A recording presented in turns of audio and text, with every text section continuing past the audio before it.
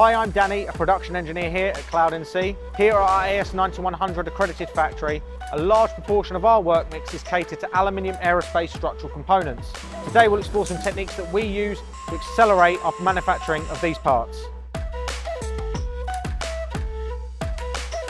The challenges that come from these type of parts include the complex freeform geometries, thin wall sections, and tight tolerances that are demanded by this industry.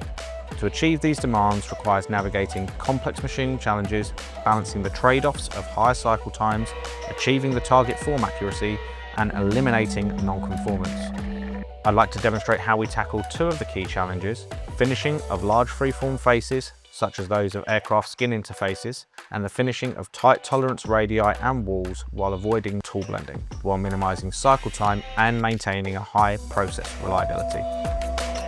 Here at CloudNC, we leverage circle segment tooling to achieve around an 80% reduction in cycle time on machining complex freeform surfaces. These include utilising conical barrel and lens form circle segment tools for different freeform applications. Both these styles of tools use a larger effective cutting radius versus a comparable diameter ball nose. This enables much larger stepovers while maintaining surface finish and form accuracy. As demonstrated here on this aircraft wing rib, when machining the same surface while targeting a cusp height of 4 microns, a 12mm ball nose requires a stepover of 0.44mm. This resulted in an operation cycle time of 14 minutes and 40 seconds. Here, the barrel mill machines the same surface. We can jump all the way up to a 2mm stepover without compromising surface quality and maintaining our 4 micron cusp height. This saw a reduction in the operation time to just 3 minutes and 45 seconds.